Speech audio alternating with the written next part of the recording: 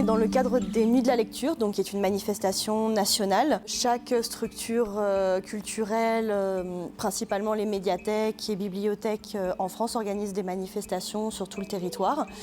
La lecture, ça fait partie de moi, j'ai toujours lu. J'ai toujours eu un livre entre les mains, c'est un moment d'évasion, c'est un moment cocooning, c'est un moment pour ralentir aussi, c'est tellement chouette de lire.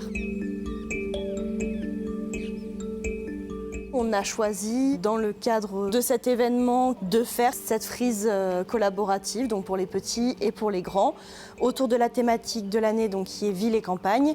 Et du coup, le but, c'était d'inviter les enfants et leurs parents à venir, imaginer un petit peu leur paysage idéal avec les infrastructures des deux univers. Le thème ville et campagne pour Digne-les-Bains et pour son territoire a toute son importance parce qu'on est clairement dans une ville à taille humaine qui est entourée par des territoires très ruraux. Digne, c'est un petit bout de ville à la campagne, à la montagne. Donc, est-ce qu'il y a peut-être un petit peu Digne-les-Bains dans le dessin des enfants? Peut-être.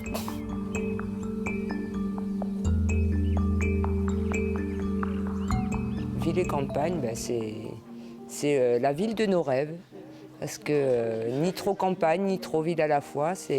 Pour moi, c'est la ville idéale, justement, la ville qui mêle nature et un peu de côté pratique, commercial. Et voilà, combiner les deux, l'utile et l'agréable.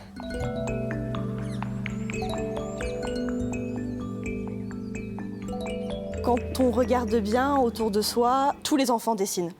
C'est un des premiers trucs qu'on arrive à faire. Et je crois que c'est vraiment une activité qu'on perd un petit peu en grandissant, mais qu'on a tous fait, on a tous colorié, on a tous dessiné.